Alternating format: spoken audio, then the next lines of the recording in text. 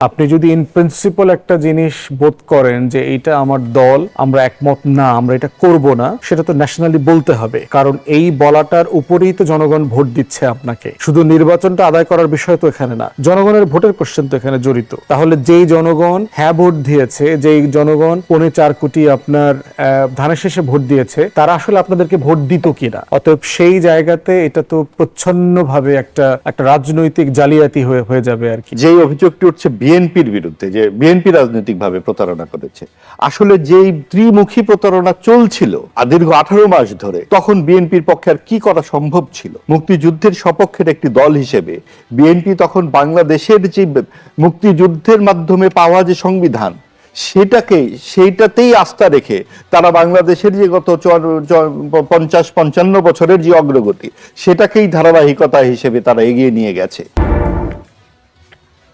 সংসদের বিরোধী দলীয় নেতা ও জামায়াতে ইসলামীর আমির ডাক্তার শফিকুর রহমান স্পষ্ট জানিয়ে দিয়েছেন, তারা কোনো সংবিধান সংশোধন কমিটির পক্ষে নন। তারা চান সংবিধান সংস্কার, এবং সংস্কারের প্রস্তাব এলেই কেবল তারা ভেবে দেখবেন। প্রশ্ন উঠেছে, সরকার ও বিরোধী দলের এই মনস্তাত্ত্বিক দূরত্বের শেষ কোথায়? একদিকে সংসদে বগল দাবা বিরোধী দল না হওয়ার ঘোষণা, অন্যদিকে সরকারের দীর্ঘমেয়াদী পরিকল্পনা ও পররাষ্ট্র রীতি নিয়ে নানা মহলে চলছে চুলচেরা বিশ্লেষণ। ভারতের বিমানবন্দরে তথ্য উপদেষ্টা ডাক্তার জাহিদুর রহমানের হেনস্থার শিকার হওয়া এবং তার তাৎক্ষণিক প্রতিবাদ হিসেবে বাংলাদেশে ফিরে আসার ঘটনাও জন্ম দিয়েছে কূটনৈতিক ও রাজনৈতিক বার্তার। এদিকে জাতীয় নাগরিক পার্টির নেতা হাসনাত আব্দুল্লাহর উপস্থিতিতে আয়োজিত সভার বাইরে বিক্ষোভ, পাল্টা অবস্থান, ডিম নিক্ষেপ এবং শতাধিক পুলিশ মোতায়েনের ঘটনা নতুন করে আলোচনায় এনেছে বাংলাদেশের রাজনীতির বিদেশমুখী প্রভাব। গণতন্ত্র, জবাবদিহি, কূটনীতি ও ক্ষমতার রাজনীতির এই জটিল সমীকরণ নিয়ে আমাদের আজকের আলোচনা। দর্শক, আমি ফারনাজ জুই, সবাইকে আমন্ত্রণ জানিয়ে শুরু করছি নিউজ 24 এর নিয়মিত আয়োজন জনতন্ত্র গণতন্ত্র। নিবেদন করছে RICL স্টিল। আজকের আলোচনা এগিয়ে নিতে স্টুডিওতে আছেন দুজন সম্মানিত অতিথি। চলুন একে একে পরিচিত হই। আমার ডান দিক থেকে পরিচয় পর্ব শুরু করছি। আছেন মাহবুব আজিজ, সিনিয়র সাংবাদিক। সেই সঙ্গে আরো আছেন ব্যারিস্টার আসাদুজ্জামান ফুয়াদ, সাধারণ সম্পাদক এবি পার্টি। দুজনকেই স্বাগত জানাচ্ছি আজকের আলোচনায়। ব্যারিস্টার আসাদুজ্জামান ফুয়াদ, আপনাকে দিয়ে আলোচনাটা শুরু করতে চাই। যেমনটি বলছিলাম, সংবিধান সংশোধন নয়, সংস্কার কমিটি হলে বিবেচনা, এমনটি জানিয়েছেন বিরোধী দলীয় নেতা এবং জামায়াতের আমির ডাক্তার শফিকুর রহমান। এই যে আমরা দেখছি সরকার এবং বিরোধী দলের মাঝে যে মনস্তাত্ত্বিক পার্থক্য, সেটি কি আসলে রাজনৈতিক, নাকি সংবিধানের মৌলিক কাঠামোতে হাত না দেওয়ার এক ধরনের অনীহাও রয়েছে? ধন্যবাদ। দুটোই, এবং এটা কিন্তু আজকে নতুন করে প্রকাশিত হচ্ছে ব্যাপারটা তা না, এই প্রথম দিন থেকে হয়েছে। আপনার মনে থাকবার কথা, যখন নির্বাচন কমিশনের পক্ষ থেকে সংসদ সচিবালয় থেকে চিঠি ইস্যু করা হয়েছে শপথের জন্য, তখন কিন্তু এটা বলা ছিল জুলাই সনদের রেফারেন্সে যে দুটো শপথ হবে আজকে। একটা হচ্ছে সংসদ সদস্য হিসাবে শপথ হবে এবং সংস্কার পরিষদের সদস্য হিসাবে শপথ হবে, যেমনটা জুলাই সনদের যে আদেশ অধ্যাদেশ এগুলোতে লেখা ছিল আর কি। তো সেই দিন কিন্তু আপনার বিরোধী দলীয় এমপিরা কিন্তু দুটো শপথ নিয়েছেন, যেটা প্রধান নির্বাচন কমিশনার পড়িয়েছিলেন, আর বিএনপি শপথ নেয় নাই, দ্বিতীয় শপথটা নেয় নাই। অতএব এই ডিভিশনটা তো বেশ পরিষ্কার, এবং আমরা ঐকমত্য কমিশন থেকে দেখেছি যে বিএনপির পজিশনটা আসলে তারা বোধ করছেন যে তারা যেগুলো করতে চান অথবা প্রস্তাবনা এসছে, সেটু সংবিধানের 142 যে ইনস্ট্রুমেন্ট আছে সংশোধনের মাধ্যমে সেটা করা সম্ভব। আমরা বোধ করেছি বরাবরই যে এটা মানে মৌলিক ফান্ডামেন্টাল চেঞ্জগুলো শুধু সংশোধনী দিয়ে করলে যেটা হবে, পরবর্তীতে যে কোনো জাজমেন্টের মাধ্যমে এটাকে স্ট্রাইক আউট করে দেওয়া সম্ভব। তো সেক্ষেত্রে একটা সংস্কার প্রস্তাব পরিষদের মাধ্যমে করলে এইটা সুপ্রিম কোর্ট যে কোনো সময় স্ট্রাইক আউট করে দিতে পারবে না, এটা আরো বেশি সলিডিফাই হবে আর কি। তো এই দ্বিমতের জায়গা তো তখন থেকে আছে, এবং সেটা জুলাই সনদ বাস্তবায়ন নিয়ে প্রক্রিয়া, আদেশ, অধ্যাদেশ, এর প্রত্যেকটা জায়গাতে যেই তর্কগুলো চলমান ছিল ঐকমত্য কমিশন থেকে এবং সংসদের প্রথম অধিবেশনে ছিল, সেটা এখন নতুন করে আসার সুযোগ তৈরি হয়েছে। এখন বাজেট অধিবেশনে অন্য কোনো বিষয় আসলে মোটা দাগে আসবে কিনা সেটা আমি ডাউট করছি। কারণ তো ছোট ব্রিফ, এই একটা মাসের ভিতরে বাজেট অধিবেশন চলে যাবে, এর ভিতরে আপনার জনগুরুত্বপূর্ণ মানে রেগুলার টপিক্যাল ইস্যুগুলোতে একটা দুইটাতে আলোচনার সুযোগ আছে, এর বাইরে যদি স্ট্যান্ডিং কমিটির মতো করে কোনো কমিটি করবার প্রস্তাব দেয়, যেটা এর আগে আপনার সংবিধান বিষয়ে কিন্তু একটা কমিটি করা হয়েছিল, যেখানে কিন্তু সব দলের সদস্যরা ছিলেন এবং সব দলের কাজ করবার অভিজ্ঞতাটা খুব সুখকর না, সবাই মিলে একমত হয়েছেন এমন অধ্যাদেশগুলো রাটিফাই করা হয় নাই, আবার একমত হয়েছেন কিন্তু আবার সরকারের পক্ষ থেকে সংশোধন করা হয়েছে। অতএব সেখানে একটা ট্রাস্ট ডেফিসিট আছে, একটা আস্থার ঘাটতি সেখানে তৈরি হয়েছে। অতএব সেই জায়গাতে আজকে বিরোধী দলের নেতা যেটা বলেছেন এটা খুব নতুন বক্তব্য না, এটা প্রত্যাশিত এবং এই বাস্তবতার ভিতর থেকেই তো আমরা গত 4 মাস নির্বাচনের আগে পরে গণভোটের রায় বাস্তবায়ন, এবং আপনি হয়তো মানে সিরিয়াসলি খেয়াল করেছেন যে বিএনপি জুলাই সনদ অক্ষরে অক্ষরে বাস্তবায়ন করবে এই কথাটা বলে, কিন্তু গণভোটের গণরায় 4টা কোশ্চেন যেটার উপরে হ্যাঁ না ভোট হয়েছে সেটা নিয়ে তাদের কিন্তু প্রচন্ড দ্বিমত আছে। তারা বারবার এটা তুলে ধরে, প্রশ্নগুলোকে আন্ডারমাইন করবার তারা চেষ্টা যুক্তি করে। দেখায় তারা নোট অফ ডিসেন্ট দিয়েছিল। ওইটাই বলতেছি, তাহলে এই গণভোটের সিদ্ধান্তটা তো একটা অধ্যাদেশের মাধ্যমে হয়েছে, তারপরে জুলাই সনদ নিয়ে তো একটা আদেশ দেওয়া হয়েছে। অতএব সেই বিষয়গুলোর প্রশ্ন রেজ করবার তো সুযোগ নভেম্বর মাসে ছিল গত বছর, সেটা তো রেজ করে নাই। এবং আদেশ এবং অধ্যাদেশ প্রসেসের মধ্য দিয়ে গণভোট হওয়ার এই পরামর্শ তো বিএনপির পরামর্শ। অন্তর্বর্তীকালীন সরকার যে প্রসেস ফলো করেছে, এই কোশ্চেনিয়ার ফলো করা হয়েছে, এর প্রত্যেকটা পর্যায়ে বিএনপির নেতাদের সাথে আলোচনা করে এটা একমত হয়েই করা হয়েছে। কিন্তু সাম্প্রতিক সময় কিন্তু স্বরাষ্ট্রমন্ত্রী সংসদেই জানিয়েছেন যে নির্বাচন আদায়ের লক্ষ্যে অনেক কিছুই তখন আপোষ করা হয়েছে। কিন্তু এটা তো একটা পলিটিক্যাল ফ্রড হয়ে গেল জাতির সাথে। আপনি যদি ইন প্রিন্সিপাল একটা জিনিস বোধ করেন যে এইটা আমার দল, আমরা একমত না, আমরা এটা করব না, সেটা তো ন্যাশনালি বলতে হবে, কারণ এই বলাটার উপরেই তো জনগণ ভোট দিচ্ছে আপনাকে। শুধু নির্বাচনটা আদায় করার বিষয় তো এখানে না, জনগণের ভোটের কোশ্চেন তো এখানে জড়িত। তাহলে যেই জনগণ হ্যাঁ ভোট দিয়েছে, যেই জনগণ 4.25 কোটি আপনার ধানের শেষে ভোট দিয়েছে, তারা আসলে আপনাদেরকে ভোট দিত কিনা? অতএব সেই জায়গাতে এটা তো প্রচ্ছন্নভাবে একটা রাজনৈতিক জালিয়াতি হয়ে যাবে আর কি। কারণ আপনি জনগণের কাছ থেকে তো এরকম জালিয়াতি করে এই কাজটা করতে পারেন না। আপনার পজিশন জাতির কাছে পরিষ্কার থাকতে হবে। আওয়ামী লীগের সময় দেখেন 2010 সালে এসে কেয়ারটেকারের প্রভিশনটা হাসিনা সরকার বাতিল করে দিল, কিন্তু আপনি 2008-এর নির্বাচনে কি আপনি ইলেকশন ম্যানিফেস্টোতে এইটার ম্যান্ডেট নিয়েছেন জনগণের কাছ থেকে যে আমি এইবার নির্বাচিত হলে অথবা জনগণ আমাকে ভোট দিলে আমরা আগের ফরম্যাটে চলে যাব, কোনো কেয়ারটেকার সিস্টেম থাকবে না, সরকারের অধীনে নির্বাচন কমিশন নির্বাচন করবে? আপনি ম্যান্ডেট নিয়ে আসতেন, তারপর আপনি বাতিল করতেন। এবং তখন আমরা দেখেছিলাম শেখ হাসিনা সরকার এককভাবে একতরফাভাবে সেই সিদ্ধান্ত নিয়েছিল। Exactly. এবার যেমন বিরোধী দল স্পষ্টভাবে জানিয়ে দিচ্ছে যে সংবিধান সংশোধন কমিটিতে তারা যুক্ত হবে না, তাহলে কি আবারও একতরফা সংবিধান সংশোধনের পথেই হাঁটবে সরকার? আলটিমেটলি তাই তো হবে, তাদের ল্যান্ডস্লাইড মেজরিটি আছে এবং সোফার যেটা আমরা দেখতে পাচ্ছি বিরোধী দলের কনসার্নগুলোকে বিবেচনা করে কোনো বিষয়ে তারা কম্প্রোমাইজ করেছে বিএনপি এখন পর্যন্ত, সেটা আমরা দেখি নাই। একমাত্র বিষয় বিএনপি যেটা বলে সেটা হচ্ছে যে আপনার জ্বালানি সংকট বিষয়ে একটা কমিটির প্রস্তাব বিরোধী দল থেকে এসছে, সেটা তারা প্রস্তাব করেছেন এবং সেটা তারা 50-50 রেশিওতে করেছেন। কিন্তু এটার ভিতরে একটা শুভঙ্করের ফাঁকি আছে। এই জ্বালানি সংকট বিষয়ের এই কমিটিটা এমন একটা সময় করা হয়েছে যখন আসলে এই সংকটটা অলমোস্ট ডান। আপনার জ্বালানি আমদানির সিদ্ধান্ত হয়েছে, দাম বাড়ানো হয়ে গেছে কয়েক দফা, একাধিক দফা। আপনি 2 লক্ষ টন ব্যারেল আপনি বিদেশ থেকে আমদানি করবেন 2টা অখ্যাত কোম্পানি দিয়ে, কোনো টেন্ডার হয় নাই, G2G প্রসেসের মাধ্যমে করছেন। অতএব সিদ্ধান্ত সবগুলো নিয়ে আপনি কমিটি করেছেন, যেই কমিটি আসলে কি প্রস্তাব করবে, আপনি তো একটা সিদ্ধান্ত অলরেডি নিয়ে ফেলেছেন। অতএব সেই জায়গাতে এখন পর্যন্ত আমরা দেখি নাই যে বিরোধী দলের কনসার্নগুলোকে মাথায় নিয়ে সরকার স্যাক্রিফাইস করেছে, কম্প্রোমাইজ করেছে মোটা দাগে, সেটা আমাদের চোখে এখনো পড়ে নাই। তো তারপরেও দেখার বিষয় আছে, এটা আগের সেশনে হয় নাই বলে ভবিষ্যতে কখনোই হবে না এমনটা আমরা আশা করছি না। আমরা মনে করছি যে জাতির স্বার্থে যে কোনো ঐক্যমত পসিবল। অসংখ্য ধন্যবাদ জানাচ্ছি ব্যারিস্টার আসাদুজ্জামান ফুয়াদ। জনাব মাহবুব আজিজ, একদিকে বিরোধী দলীয় নেতা শফিকুর রহমান বলছেন আমরা বগলদাবা বিরোধী দল হব না এবং আমরা সংসদের ভেতরে এমন কোনো আচরণ করব না যাতে জনস্বার্থ ক্ষুণ্ণ হয়। আবার তিনি বলছেন যে বিএনপি নেতৃত্বাধীন সরকারের মেয়াদ 4 মাস না পেরোতেই সময় ফুরিয়ে আসছে এবং সরকারকে হুঁশিয়ারি দিয়েছেন। তিনি বলছেন যে সরকার গণভোটের রায় বা জনদাবি স্বেচ্ছায় মেনে না নিলে শেষ পর্যন্ত 1996 সালের মতো পরিস্থিতি তৈরি হবে। এই যে 2 ধরনের বক্তব্য, এর মধ্যে ভারসাম্য নির্ধারণ কিভাবে করবে? জি, ধন্যবাদ। শুভেচ্ছা সবাইকে। দেখুন, রাজনৈতিক বক্তব্য তো রাজনৈতিক বক্তব্যই, কিছু এই ধরনের কথাবার্তা সব বিরোধী দলের পক্ষ থেকে বলা হয়। তবে ভাই যেটি বলেন সেটা খুব গুরুত্বপূর্ণ কথা, যে রাজনৈতিক জালিয়াতির যেই প্রশ্নটা, যে যদি এরকম পলিটিক্যাল ফ্রড বিষয়গুলো আসে সামনে, তাহলে কি করা যাবে। তো যেই অভিযোগটি উঠছে বিএনপির বিরুদ্ধে, যে বিএনপি রাজনৈতিকভাবে প্রতারণা করেছে, আসলে যেই ত্রিমুখী প্রতারণা চলছিল দীর্ঘ 18 মাস ধরে, তখন বিএনপির পক্ষে আর কি করা সম্ভব ছিল। মুক্তিযুদ্ধের সপক্ষের একটি দল হিসেবে বিএনপি তখন বাংলাদেশের যে মুক্তিযুদ্ধের মাধ্যমে পাওয়া যে সংবিধান, সেইটাতেই আস্থা রেখে তারা বাংলাদেশের যে গত 50-55 বছরের যে অগ্রগতি, সেটাকেই ধারাবাহিকতা হিসেবে তারা এগিয়ে নিয়ে গেছে।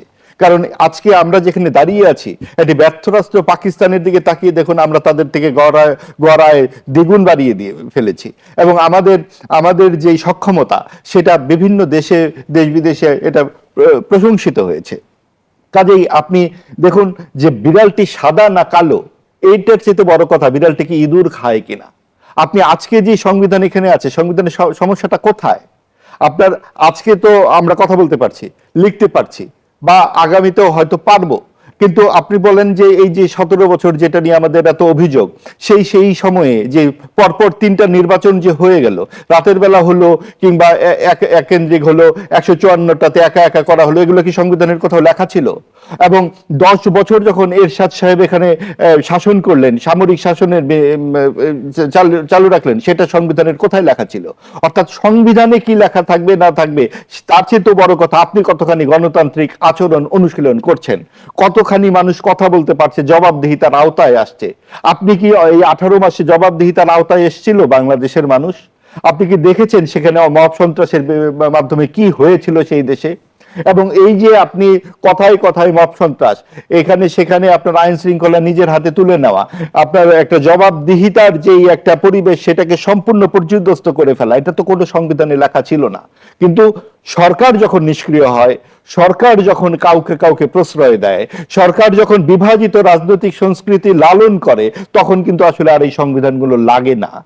কাজেই আমাদের সবচেয়ে বেশি দৃষ্টি দিতে হবে যে আমাদের যেই গণতান্ত্রিক যাত্রার জন্য আমরা 24-এর গণ অভ্যুত্থানে সকলেই দল মত নির্বিশেষে রাস্তায় নেমেছিল, তখন কি এই 72-এর সংবিধানের ধর্মনিরপেক্ষতা, সমাজতন্ত্র, গণতন্ত্র এই সবগুলো বাদ দেওয়ার কোনো প্রশ্ন এসেছিল? তখন যে অসাম্প্রদায়িক গানগুলো আমরা শুনেছিলাম, তার সাথে কি কোনো সাংঘর্ষিক ছিল 72-এর সংবিধান? এটা কেন তখন ইনসাফ, ইনকিলাব ইত্যাদি বিদেশি কিছু শব্দের মাধ্যমে এই প্রশ্নগুলো কেন সামনে নিয়ে আসা হলো? কারণ এই বিভাজিত রাজনৈতিক সংস্কৃতির মাধ্যমে আমরা ও মামুরা মিলে একটা রাজনৈতিক সংস্কৃতির অনুশীলন করবার একটা চেষ্টা কারো মধ্যে আমরা দেখেছি।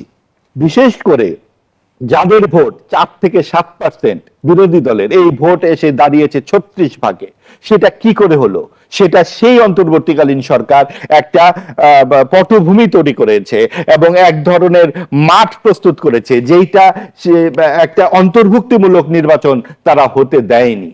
এবং সেইখানে জাতীয় পার্টিকে যেভাবে লাল কার্ড দেখিয়েছে মানুষ, ঠিক একইভাবে ভোটাররা আওয়ামী লীগের প্রতি যেই তাদের যে বিতরাগ ছিল, সেটা তারা প্রকাশ করতে পারতো। সেটারও কোনো সুযোগ এই সরকার রাখেনি, অন্তর্বর্তীকালীন সরকার মিলে। এবং আরেকটা সবচেয়ে বড় কথা দেখুন, যেভাবে বলা হয় যে অধ্যাদেশের মাধ্যমে তো বলা হয়েছে শপথ হবে 2 বার। আপনারা কয়েকজন অনির্বাচিত ব্যক্তি যুক্তরাষ্ট্র ফেরত, তারা এসে বলবেন 4 বার শপথ নিতে হবে, 5 বার শপথ নিতে হবে, বা 10 বার শপথ নিতে হবে, এবং তাই সেই নির্বাচিত প্রতিনিধিরা তাই নেবে। এটা কি মগের মুল্লুক নাকি? অবশ্য মবের মুল্লুক ছিল 18 মাস। সেই মবের মুল্লুকের কারণেই তারা বলছেন যে আপনাদের 2 বার শপথ নিতে হবে। নির্বাচিত সদস্যদের উপরে, সার্বভৌম জাতীয় সংসদের উপরে আপনারাই চাপিয়ে দিচ্ছেন। এমন ভাবে জুলাই সনদ করা হচ্ছে যাতে আপনার বড় রাজনৈতিক দলগুলো, বিশেষ করে বিএনপি ও আওয়ামী লীগের হাতে পায়ে শেকল বেঁধে দেওয়া যায়। আপনার একটি দলের সরকার প্রধান বা দলীয় প্রধান কি হবে, সেটা তো তার দলের নেতাকর্মীরা ঠিক করবেন। আমরা কি ঠিক করে দিতে পারি যে বিএনপির কে প্রধান হবে বা এবি পার্টির প্রধান কে হবে? সেই এবি পার্টির কর্মীরা তো ঠিক করবেন এবি পার্টির সাধারণ সম্পাদক বা প্রেসিডেন্ট কে হবে। ঠিক একইভাবে বিএনপিরও তাই হবে বা বড় রাজনৈতিক দলগুলোর তাই হবে। কিন্তু আমরা জুলাই সনদে কি দেখলাম? তারা অর্থাৎ যে বিরাজনীতিকরণের একটা চেষ্টা আমরা 1-11-এ দেখেছি, সেই অতৃপ্ত চেষ্টাটি এই অন্তর্বর্তীকালীন সরকারের হাতে পড়ে পুরো পরিপূর্ণ হবার পথে গেছে। এবং সেই জায়গায় বিএনপি একটি ম্যাচিউরড রাজনৈতিক দল হিসেবে, যাতে সকলের অংশগ্রহণ নিশ্চিত করা যায়। আপনার ভাই সে নানান রকম অপরাধ করেছে, তার জন্য আপনার ফৌজদারি আইন আছে, আপনি পিতার সম্পত্তি থেকে তাকে বাতিল করতে পারবেন না। ঠিক একইভাবে আওয়ামী লীগকে আপনার যারা দোষ করেছে, যারা গুলি চালিয়েছে, তাদেরকে আপনি বিচারের আওতায় আনুন, কিন্তু আপনাকে পুরো আওয়ামী লীগকে, তাদের সমস্ত কর্মী সমর্থকদেরকে আপনি রাজনীতি থেকে বাইরে রাখতে চাচ্ছেন, অথবা বলছেন আপনাকে অমুক অমুক অমুকের মধ্যে ভোট দিতে হবে। অর্থাৎ আপনার ভোটাধিকারও আপনি ঠিক করে দিচ্ছেন কাকে ভোট দিতে হবে। তো এই যে পুরোটাই এক ধরনের বানানো রাজনৈতিক সংস্কৃতি, সেই বানানো রাজনৈতিক সংস্কৃতিটাই হচ্ছে জুলাই সনদ। অসংখ্য ধন্যবাদ। সেইটার বিরুদ্ধে বিএনপি যৌক্তিকভাবে দাঁড়িয়েছে। ধন্যবাদ জানাচ্ছি ব্যারিস্টার আসাদুজ্জামান ফুয়াদ। আমরা দেখলাম ভারতের বিমানবন্দরে তথ্য উপদেষ্টা ডাক্তার জাহিদুর রহমান হেনস্থার শিকার হলেন এবং তিনি তাৎক্ষণিক প্রতিবাদও জানিয়েছেন। তিনি বলেছেন যে আমি ওখানে একজন ব্যক্তি হিসেবে যাইনি, গেছি সরকারের একজন প্রতিনিধি হিসেবে, রাষ্ট্রের একজন প্রতিনিধি হিসেবে। ফলে আমার সাথে যা হয়েছে আমার কাছে মনে হলো যে আমাদের ইনস্ট্যান্ট একটা প্রতিবাদ করা দরকার, সে কারণে আমি ব্যাক করার সিদ্ধান্ত নিয়েছি। কিন্তু আমরা যদি ভারতের ভাবমূর্তি তুলে ধরি, আমরা দেখেছি এখন পর্যন্ত ভারতের তরফ থেকে কোনো আনুষ্ঠানিক বিবৃতি কিংবা দুঃখ প্রকাশ করা হয়নি। এবং ভারতের আমরা যেমনটি জানি যে ভারপ্রাপ্ত হাইকমিশনারকে ডেকেও বাংলাদেশ অসন্তোষ জানিয়েছে। এর মধ্য দিয়ে ভারতকে কোনো বার্তা দিতে চাইছে? দেখেন, এই আচরণটা তো আসলে খুব নতুন না। ভারত এই ধরনের আচরণ তার দেশে কন্টিনিউয়াসলি করে। দিল্লি এয়ারপোর্টে যারা পড়তে যাচ্ছে, যারা চিকিৎসার জন্য যাচ্ছে, ট্রানজিটের জন্য যাচ্ছে, বাংলাদেশিদেরকে নিয়মিতভাবে হেনস্থা করা, নাজেহাল করা, অপমান করবার যত সুযোগ নেবার সুযোগ আছে তার প্রত্যেকটা করা হয়। আপনার মনে থাকার কথা, গত ইন্টারিমের সময় একটা ফ্লাইটে বাংলাদেশি একজন নাগরিক অসুস্থ হয়ে যায়। দিল্লি এয়ারপোর্টের সাথে যোগাযোগ করা হয় ইমিডিয়েট ইমার্জেন্সি ল্যান্ডিংয়ের জন্য। যখন এবং তার নাম পরিচয় জিজ্ঞেস করা হয়, জাতীয়তা, ধর্ম, যখন জানা গেছে তিনি বাংলাদেশি, তিনি মুসলমান, তাকে ল্যান্ড করবার জন্য রিজেক্ট করা হয়েছে। পর ফ্লাইটটা পাকিস্তানে ল্যান্ড করতে বাধ্য হয়। ইমিডিয়েটলি তাকে হাসপাতালে নেওয়া হয়েছে এবং তিনি সুস্থ হয়ে বেঁচে আছেন আর কি। তাহলে এখন এই অ্যাটিটিউডগুলো তো নতুন না। জাহিদ ভাইয়ের কারণে আমরা হয়তো এটা জানতে পারছি। পার্সোনাল লেভেলে দেখবেন এই ধরনের যারা ভারতে যাওয়া আসা করেছেন তাদের এই আচরণের অভিজ্ঞতা প্রচণ্ড রকম আছে। গতকাল কি দেখেছেন, আমাদের যে প্রখ্যাত অভিনেতা মোশাররফ করিম ওনার স্ত্রীকে নিয়ে যখন কলকাতায় যাচ্ছিলেন, আমাদের দেশের লোকজন ওখানে তাকে হেনস্থা করেছে। তাহলে এখন চিন্তা করেন, যেই দেশের মানুষের ভিতরে নিজের দেশের ব্যাপারে যে ন্যূনতম সম্মানবোধ বিদেশের মাটিতে তারা দেখাচ্ছে না, তা ভিন্ন দেশের মানুষের কাছ থেকে আপনি সেটা কতটুকু আশা করতে পারেন? যেভাবে একইভাবে আমরা লন্ডনে দেখতে পাচ্ছি আমার দেশের এমপি প্রমিনেন্ট লোকদেরকে আপনি ডিম ছুঁড়ে মারার চেষ্টা করছেন, হেনস্থা করছেন, গালাগালি করছেন, ভাবখানা এরকম। এবং এর একটা বিশাল সংখ্যা হচ্ছে আপনার আওয়ামী লীগের যারা অ্যাসাইলাম ক্লেম করেছে, যারা আওয়ামী লীগের কর্মী হিসেবে দাবি করছে বাংলাদেশে তারা নিরাপদ না। এই ধরনের প্রসেসের ভিতর থেকে তারা বোঝানোর চেষ্টা করছে দেশে ফেরত গেলে আমাকে প্রসিকিউট করা হবে। এখন এই আচরণের ব্যাপারে ভারতের কাছ থেকে আমরা এর থেকে বেশি আসলে আশা করতে পারি কিনা আমি মোটেই আশ্চর্য হইনি। বাংলাদেশের সাথে তাদের যে সম্পর্ক, বাংলাদেশকে তারা গত 5 দশক 6 দশক জুড়ে যেভাবে ট্রিট করেছে এমনটাই করেছে। অসংখ্য ধন্যবাদ জানাচ্ছি ব্যারিস্টার আসাদুজ্জামান ফুয়াদ। মাহবুব আজিজ, একই বিষয়ে প্রশ্ন রাখতে চাই যে আমরা দেখলাম সরকার পরিবর্তন হলো, গণতান্ত্রিক সরকার ক্ষমতায় এলো, কিন্তু ভারতের চরিত্র কতটুকু বদলালো?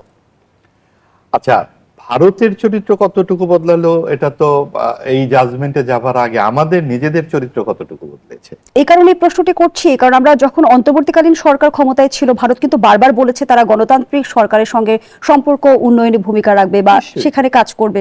আপনার মনে পড়ে 1-11 সময় বা বিভিন্ন সময় যখন রাজনৈতিক আমাদের এখানে অস্থিরতা চলে, সেই বিউটিনেসের কথা, কিংবা বিভিন্ন বড় বড় দেশগুলো যেগুলো ক্ষমতাশালী দেশের রাষ্ট্রদূতদের নাম কিন্তু আমাদের মুখস্থ হয়ে যায়, এবং সাংবাদিকদের দৌড়াদৌড়ি সেই দুই দলের মহাসচিব এবং সকল প্রধান, যে মানে বিষয়টা হচ্ছে কি আমাদের রাজনীতির ক্ষেত্রে এই বড় তথাকথিত বড় রাজনৈতিক বড় দেশের রাষ্ট্রদূতদের এত তৎপরতার কারণ কি? আমরা কি করব না করব, আমাদের রাজনীতি কিভাবে চলবে, আমরা কিভাবে নির্বাচন করব, সেই নসিহত তারা কেন দেয়? এবং সেদিন দেখলাম এই দুই একদিন আগে আমাদের এক সাংবাদিক তিনি প্রশ্ন করছেন ভারতের এই নতুন রাষ্ট্রদূতের সামনে যে ভারত একটি বড় দেশ, আপনারা কি লালন পালন করবেন আমাদেরকে, এই ধরনের একটি বক্তব্য রাখছেন। আসলে দেখেন কতখানি ন্যাক্কারজনক। নিজেদের যদি মর্যাদা আমরা নিজে না রাখতে না পারি, আপনার কোথায় আছে কোনো একটা প্রতিবেশীর বিভিন্ন আচরণ নিয়ে সারা দিন তৎপরতা চালায় রাজনৈতিক দলগুলো, অমুকের আধিপত্যবাদ তমুকের আধিপত্যবাদ, আপনার নিজের সমস্যাগুলো আপনি দেখুন না। ভারত অবশ্যই অনেক সমস্যা ভারতের করেছে, হেজিমনি অস্বীকার করার সুযোগ কি আছে জনাব মাহবুব আজিজ? অস্বীকার তো করছি না, আমি বলতে চাচ্ছি এই যে আচরণের অভিজ্ঞতা, আমরা যখন এই ধানমন্ডির 32 নাম্বার ভাঙি, আমরা যখন শিক্ষকদের মাথায় গলায় জুতার মালা দিই, আমরা যখন এখানে ওখানে তাকে দোসর বলে বাড়ি থেকে এনে প্রধান বিচারপতির গালে জুতা মারি, এগুলো কি সারা বিশ্বের বাঙালিদের মধ্যে পারস্পরিক সহিষ্ণুতা তৈরি করে? আমরা কি সমাজে সেই সহিষ্ণুতার বার্তা গত 2 বছর বা 3 বছর ছড়িয়ে দিতে পেরেছি? আমরা কি একে অপরের পাশাপাশি কথা বলতে পারি? আর কোনো কথা বলার সাথে সাথেই তো বলা হবে আপনি ভারতের দালাল, বা বলা হবে আপনি অমুক আপনি তমুক। এই জাজমেন্ট করার অধিকার কে কাকে দিল? আপনি নিজের হাতে কেন জাজমেন্ট তুলে নিচ্ছেন? আপনি যে ডাক্তার জাহিদুর রহমান সাহেব, এই যে ঘটনাটি ঘটেছে আপনি বলুন, এই ঘটনাটির ক্ষেত্রে একদম পরিষ্কারভাবে তাদের শুরুতে বলা উচিত ছিল, যেটা আজকে তিনি প্রেস কনফারেন্স করে বলেছেন, এবং তিনি বলেছেন সুযোগ পেলে আমি আবারও ভারতে যাব। তিনি এবং বলেছেন যে এটা দুই দেশের সম্পর্কের ক্ষেত্রে কোনো প্রভাব ফেলবে না, কারণ এটাই একটা গুরুত্বপূর্ণ ব্যক্তিত্বের এইরকমই বক্তব্য দেবার কথা। কারণ আপনি দেখুন যে টেনশন তৈরি হচ্ছে, সেই টেনশন বাড়িয়ে দিয়ে আমাদের কি লাভটা হবে? আপনি আপনার নিজস্ব যেই জায়গাগুলো, আপনি প্রোটোকল যদি যেই জায়গাটাতে থাকে, আপনার যেখানে সমস্যা হয়েছে সেখানে আপনি দূতকে ডেকেছেন, বলেছেন, বাস, বা সেটা আপনি পরিষ্কারভাবে বলেন। কিন্তু আপনি পত্রিকায় লিখবেন ভারতের দালালরা হুঁশিয়ার, পত্রিকায় খবর হচ্ছে। কিন্তু ভারতের বিষয়টি সুরাহা হলেও জনাব মাহবুব আজিজ, যুক্তরাজ্যে যে ঘটনাটি ঘটলো, আওয়ামী লীগের এই রাজনীতিকে আসলে আপনি কিভাবে ব্যাখ্যা করবেন? আমি সেই প্রশ্নটা আপনার কাছে রেখে যাচ্ছি, বিরতির পর ফিরছি। দর্শক, জনতন্ত্র গণতন্ত্র রিপোর্টে একটা বিরতি নিচ্ছি, সাথে আবার আমন্ত্রণ। দেখছেন নিউজ 24 এর নিয়মিত আয়োজন জনতন্ত্র গণতন্ত্র, নিবেদন করছে RICL স্টিল। আমরা আবারও ফিরছি আলোচনায়। জনাব মাহবুব আজিজ, যে প্রশ্নটি রেখে বিরতিতে গিয়েছিলাম, আওয়ামী লীগ সমর্থকদের ডিম নিক্ষেপ এবং বিক্ষোভের এই রাজনীতিকে কিভাবে ব্যাখ্যা করবেন? আচ্ছা, এই ব্যাখ্যার আগে আমি এর আগের প্রসঙ্গে দুটো পয়েন্ট একটু বলে নিই। সেটা হচ্ছে যে এই বিমানবন্দরে যে হেনস্থার প্রসঙ্গটি উঠলো। আচ্ছা, বাংলাদেশের যে বিভিন্ন নাগরিক বিভিন্ন সময় আপনি দেখুন মধ্যপ্রাচ্যে যাচ্ছে কিংবা ভূমধ্য সাগর পাড়ি দিচ্ছে, বিভিন্ন জায়গায় ইউরোপের দিকে যাওয়ার পথে গভীর সমুদ্রে নিহত হচ্ছে, খবরগুলো কি আমাদের অজানা? বা যুক্তরাষ্ট্রে বলুন, ইউরোপের বিভিন্ন দেশে বলুন, আমাদের এই যে জাতিগত দীনতার কারণটা কি, এই জায়গাতে আমাদের আসলে তাকাতে হবে। শুধুমাত্র ভারতীয় বিমানবন্দরে কিন্তু আমরা হেনস্থার শিকার হই না, পৃথিবীর বিভিন্ন গুরুত্বপূর্ণ বিমানবন্দরে কিন্তু আমরা হেনস্থার শিকার হই। আমাদের পাসপোর্টের ওজনটা কেন আমরা এখনো ঠিক সেইভাবে বাড়াতে পারলাম না যেখানে আমরা হেনস্থার শিকার হব না? কাজে ওই জায়গাতে আমাদেরকে তাকাতে হবে। আমরা শুধুমাত্র একটি দেশের দিকে তাদের আধিপত্যবাদের যে আচরণের বিরোধিতা করছি, কিন্তু আমরা বিরোধী দলের কাছে থেকে গত এই যে 100 দিনে 631টি খুন হয়েছে সেটা নিয়ে কোনো কথা শুনছি? এতগুলো যে যৌন নিপীড়ন হলো, হয়রানি হলো, এতগুলো নানান রকমের পর্যুদস্ত নিরাপত্তা ব্যবস্থাপনা, বিভিন্ন ধরনের যে সংকটগুলো, সেই জায়গা থেকে কিভাবে জবাবদিহিতার মধ্যে আনা যায় পুরো পদ্ধতিটাকে, সেইগুলো নিয়ে কিন্তু তারা খুব বেশি চিন্তিত। তারা শুধুমাত্র জুলাই সনদ নিয়ে যে এতখানি কথা বলবা, আসলে আদৌ কোনো প্রয়োজন আছে কিনা? আমাদের যে এক্সিস্টিং সংবিধান আছে তা যথেষ্ট গণতান্ত্রিক, যদি তা আমরা মেনে চলি। এখন আসুন আওয়ামী লীগের বিষয়ে। আওয়ামী লীগের রাজনীতি কি করবেন, তারা কোথায় কি করবেন, এই ব্যাপার ব্যাখ্যা তো তারা দিতে পারবেন। তবে আমরা আওয়ামী লীগের যেই একরোখা অহংকারী মনোভাব আমরা দেখেছি, বিশেষ করে তারা যখন মনে করেছে, এবং এইভাবেও আমরা দেখেছি যে তারা এককভাবে নির্বাচন করছে, তারা বিরোধী কোনো মতকে কখনো তোয়াক্কা করেনি একটা দীর্ঘ সময়, বিশেষ করে সর্বশেষ 3টা নির্বাচনে। এগুলো তো স্পষ্টভাবে জনগণের মনে আছে এবং তারা প্রতিরোধ করেছে, সকলে মিলে সেটা প্রতিরোধ করেছে, কোনো ব্যক্তি বা দল নয়।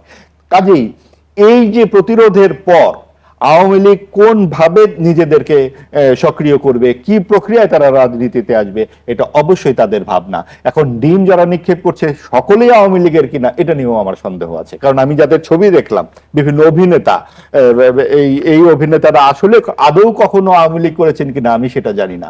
আর মোশাররফ করিম সাহেবের যে ঘটনাটি সেটাও বানানো খবর, কারণ মোশাররফ করিম আজকেই বিবৃতি দিয়ে বলেছেন আমার ক্ষেত্রে এরকম কিছু ঘটেনি। অর্থাৎ বিভিন্ন জায়গায় কিন্তু এরকম হামলা পাল্টা হামলার ঘটনা এরকম ঘটছে। কিছু ঘটেনি তেমনটি তিনি বলেননি, তিনি বলেছেন যেমনটি করে প্রচার করা হচ্ছে সেভাবে ঘটেনি। আচ্ছা যাই হোক, আমার কাছে যেটা এসেছে বলেন তো, এই যেভাবে তাকে আক্রমণ করার কথা বলা হয়েছে সেটা হতে পারে, আক্রমণ হতে পারে। এখন তো যে কেউ যে কারো উপরে আক্রমণ করতে পারে, যে পরিস্থিতি দাঁড়িয়েছে। আপনি দেশের ভিতরে কলকাতা যেতে হবে কেন, দেশের মধ্যে একটা দীর্ঘ সময় মামুনুর রশিদের মতো, ফেরদৌসী মজুমদারের মতো বরেণ্য নাট্যবিদরা কি শিল্পকলায় যেতে পেরেছেন? ডিম ছুটে মারা হয়নি। তখন আপনার কোন আওয়ামী লীগ ডিম ছুটেছিল? কাজে এই যে ডিম ছোড়াছড়ি, কে কাকে ডিম ছুটছে, এই জায়গাতেই আনতে হবে গণতান্ত্রিক ধন্যবাদ জানাচ্ছি জনাব মাহবুব আজিজ। ব্যারিস্টার আসাদুজ্জামান ফুয়াদ, এই প্রশ্নটি আপনার কাছে রাখতে চাই, কে কাকে ডিম ছুটছে? ডিম ছড়ার এই রাজনীতি তো আমরা বেশ কিছুদিন ধরেই দেখছি। অন্তর্বর্তীকালীন শাসন আমলেও কিন্তু উপদেষ্টাদের উপর ডিম নিক্ষেপ করা হয়েছিল। এই যে বলা হচ্ছে যে ডিম কি সত্যিকার অর্থে আওয়ামী লীগ ছুটছে নাকি এর নেপথ্য অন্য কেউ আছে? এটার জন্য হচ্ছে যে মাহবুব আজিজ ভাইকে একটা দিয়ে প্রধান করে একটা তদন্ত কমিটি করে দেওয়া দরকার, এবং এই আরো যারা আছেন যারা এই লেভেলে ধরেন ভারতের ইস্যু আসলে পাশ কাটায় আমাদের মাননীয় বর্তমান প্রিভিয়াস স্বরাষ্ট্রমন্ত্রীদের মতো দোষ বাংলাদেশিদের ঘাড়ে চাপানো, বৈধ ভিসা নিয়ে মধ্যপ্রাচ্যে আমেরিকাতে পশ্চিমে গেলে এই লেভেলের হেনস্থা কখন করা হয়েছে?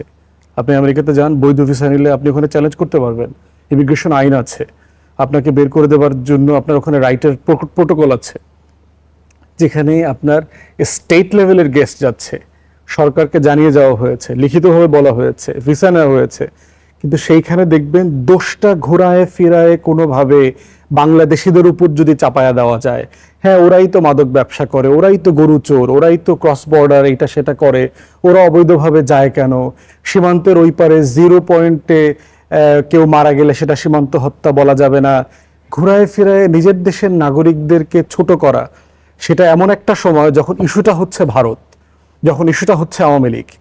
প্রশ্ন হচ্ছে আমাদের দেশের সমস্যা সংকট নিয়ে ইন্ডিপেন্ডেন্টলি অবশ্যই আমরা আলাপ করব। কোনটা নিয়ে কথা বলি নাই? এইটার কারণে কি আমরা ধর্ষণ নিয়ে কথা বলি নাই?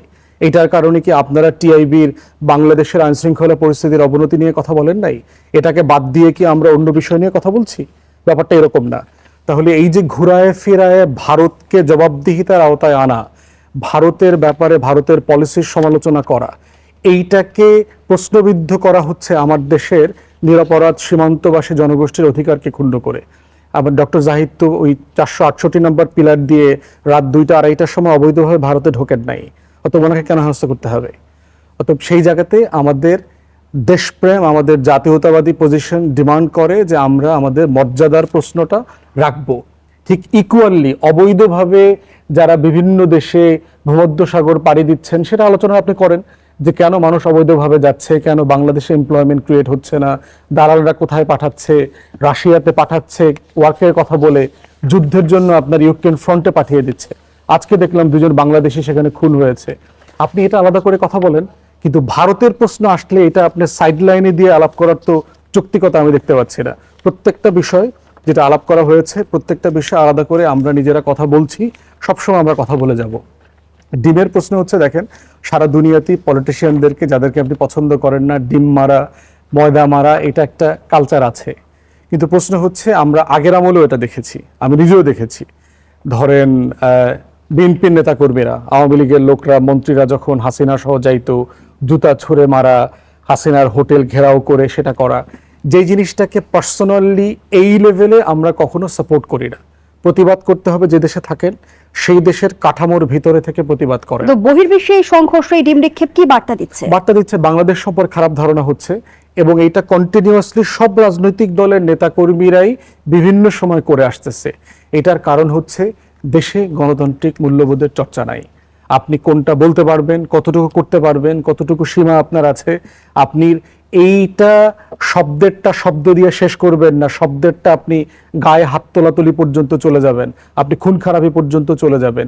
এইটা আমাদের রাজনৈতিক সংস্কৃতির একটা ফেইলিউর গত 5-6 দশকের, এবং সেটা কালেকটিভলি আমাদেরকে ফেস করতে হবে।